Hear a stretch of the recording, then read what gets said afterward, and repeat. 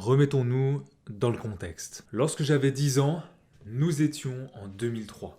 Qu'est-ce qu'il se passe en 2003? En février, la dissolution de la Yougoslavie. En août, canicule européenne. Et l'UNESCO déclare le trimillénaire de la culture zoroastrienne. Rien à voir avec cette vidéo. En 2003, nous sommes 4 ans après le plus gros record de vente des jeux vidéo. Avec plus de 30 millions d'exemplaires vendus, la franchise de Satoshi Tajiri réalise un exploit.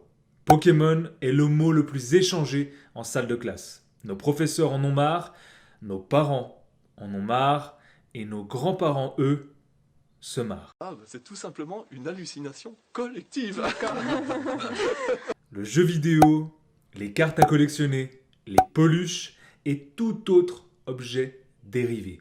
Les Pokémon sont partout. Finalement, pas besoin de tous les attraper, ils nous envahissent déjà. Et il y a une chose que je n'avais pas anticipée, c'est qu'un jour, mes cartes pourraient valoir plusieurs dizaines de milliers d'euros. Bienvenue sur ma chaîne où je parle de persuasion, de marketing, de copywriting en analysant les plus gros succès et en essayant de connaître leurs secrets. Pour les appliquer à mon business, le tout en partageant ma vie de freelance avec toi chaque semaine. Et comme tu l'auras compris, nous parlerons aujourd'hui des cartes Pokémon en essayant de comprendre et de répondre à cette question: quel levier psychologique pousse des hommes à acheter des cartes à plusieurs dizaines, voire des centaines de milliers d'euros? La franchise Pokémon n'a plus rien à se prouver.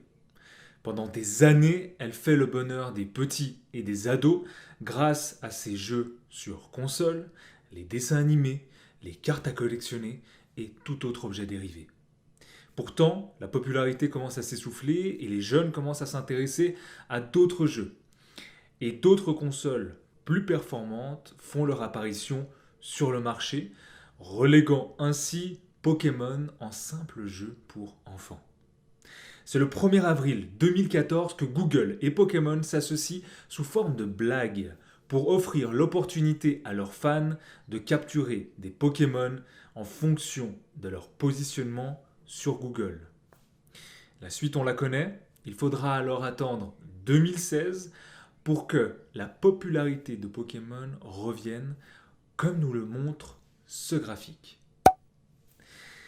Le phénomène Pokémon Go suscite alors l'attention de tous. Les générations sont mélangées pour partir en chasse sur leur mobile de leur Pokémon préféré. Et ça, en pleine nature. On n'a jamais vu autant de gens sortir et faire des kilomètres pour attraper un pauvre Bulbizarre.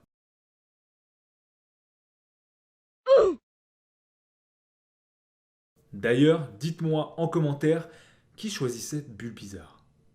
Parce que vous êtes des psychopathes. C'est à ce moment que la communauté se soude, se retrouve dans les rues pour jouer et partager des moments rares d'euphorie collective. Des millions de personnes jouent et l'action Nintendo augmente de 93% en une semaine à la bourse de Tokyo, passant de 18 milliards de dollars à 28 milliards. Et cet élan va redonner un coup de boost à la franchise Pokémon. Mais la magie s'essouffle et les gens commencent peu à peu à déserter Pokémon Go. Et il existe d'ailleurs aujourd'hui des applications pour ne plus sortir de chez soi et quand même attraper les Pokémon qui se trouvent à des kilomètres de chez nous.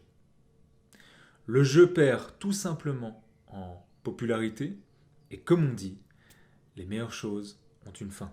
Mais avec Pokémon, ce n'est jamais réellement fini.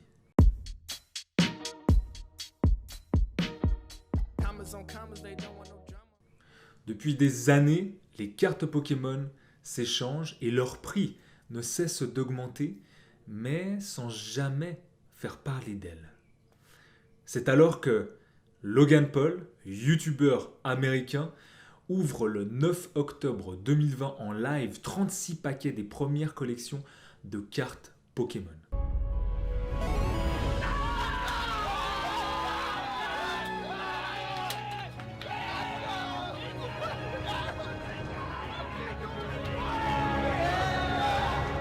Et avoue avoir dépensé plus de 200 000 $ pour ces 36 paquets.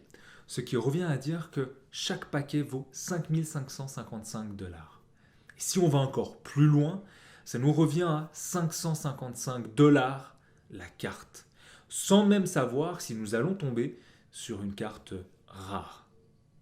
Est-ce que vous trouvez ça rationnel? Alors, ce n'est pas à moi d'en juger dans cette vidéo. Ce que je préfère, c'est essayer de comprendre quel levier psychologique se cache derrière ces choix. Je ne sais pas si je dois dire à cause de Logan Paul ou grâce à lui, mais les prix des cartes Pokémon ont explosé de plus de 500% selon l'article Insider. Pour vous donner un exemple, le booster qu'il a lui-même acheté 200 000 $ vaut aujourd'hui 408 000 $. Mais comme je l'ai dit, ce n'est que le début. D'autres youtubeurs se sont mis à collectionner ces cartes en exposant leur prix, en faisant toujours plus de surenchères sur leurs miniatures et en vidéo. Comme on peut le voir ici ou ici, avec Logan Paul par exemple, où il dit avoir dépensé 150 000 $ pour une seule carte Dracofeu. Ou encore, avoir dépensé 2 millions de $ dans la première édition Booster.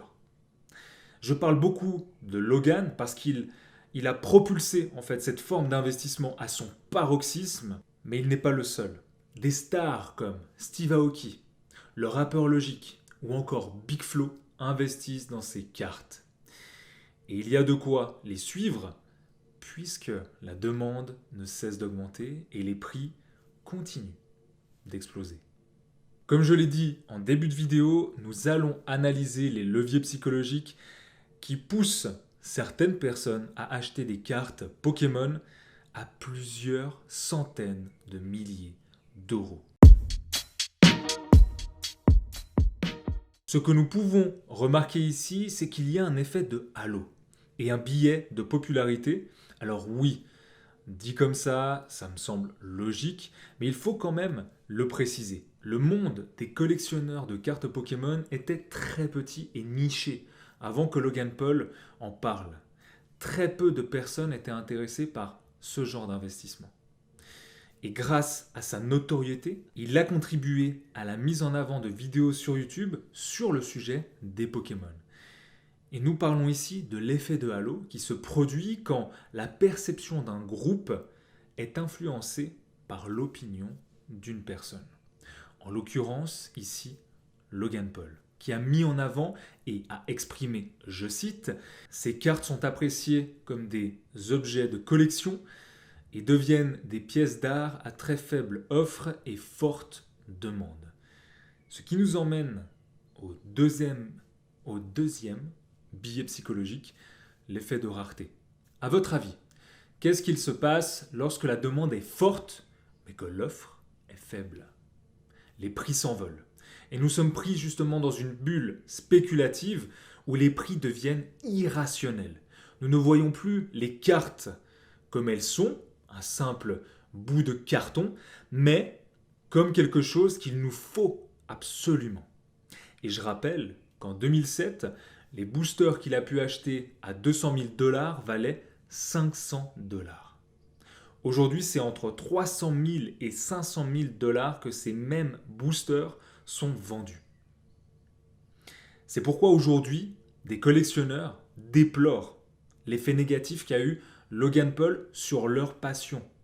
Logan reconnaît lui-même le rôle néfaste qu'il a pu jouer à cause des vidéos qui ont véritablement influé sur la véritable valeur des cartes Pokémon.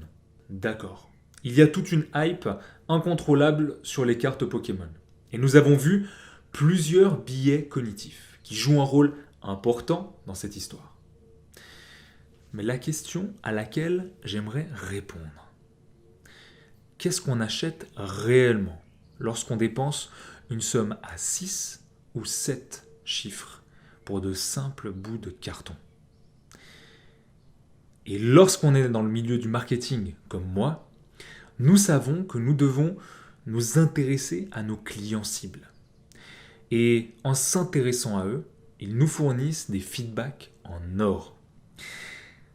Parce que la vraie raison d'acheter ces cartes Pokémon n'est pas ce que tu crois. Ce n'est pas parce que Logan a dit que c'était un bon investissement.